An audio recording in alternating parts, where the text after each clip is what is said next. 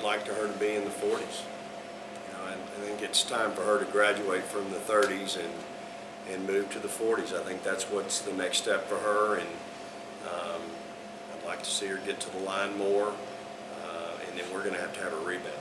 So, but I think percentage-wise, she's got to get out of the high 30s and get into the 40s somewhere to be really effective for this team this year. She's going to have to play multiple positions, and with that becomes multiple responsibilities. And so it's going to be really important that she's been in the gym shooting, just like most of my guards, and I think lately she's really been making a lot of shots, so I'm hoping that'll continue to carry over. But for a season-long goal, we need her in the 40s.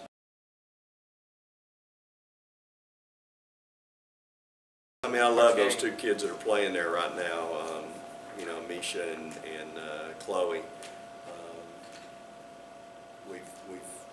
Those two have played extended minutes in both scrimmages and the exhibition. They're just young. They're my green tomatoes, They're just, they're going to get better with time. They're going to get better with experience. I wish, Friday night they're just going to have to go against some veterans, on that other team. And, this is not only a really good basketball team, but they play a little bit different, and it's very challenging for that to be your first game, knowing you're replacing 3 starters. And that 4 position is such a critical spot for us. So, those kids are working hard at it. I love them. They each have they're different players, and so hopefully they'll ham and egg it as good as Katera and Bree did.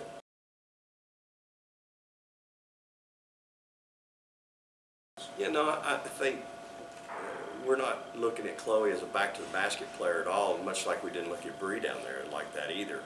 I think the thing that Chloe brings is she's a little bit better face-up shooter, but she's not as explosive as Bree and Katera.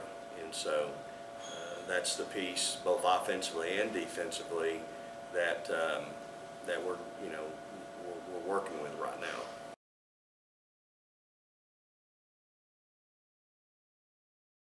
Well, I mean, it's something that I don't really want to dwell on it. I don't want it to be I want to teach her how to play right.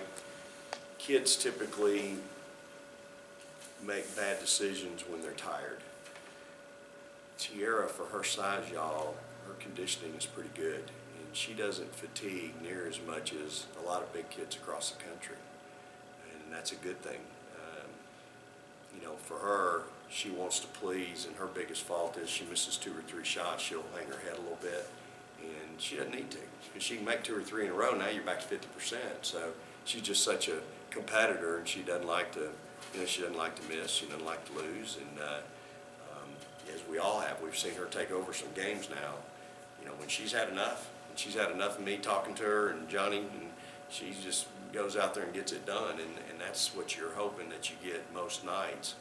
I don't need her to get in foul trouble. Misha's my backup over there right now. Zion's somewhere in the mix. And so we've got to try to develop Jonica a little bit at 4 and get her where maybe I can, not rely on Misha over at the 4 as much and can play her at some 5. It's a whole lot easier position to play. It sounded good, and when we scheduled it, it don't sound real good sitting here today.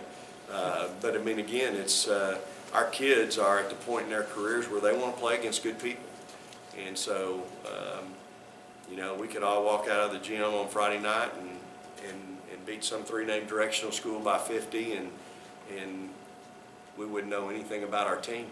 I think we're going to find out about our team on Friday night because they're going to be challenged. They're going to be that team's well coached, and they're highly skilled. So I think at this point with our program, it's something that needs to be done, and it's a great challenge for these kids. We've played Florida State in a close scrimmage, and that was a great challenge, a heck of a game. And but and so now we've got another team from the ACC we've got to deal with.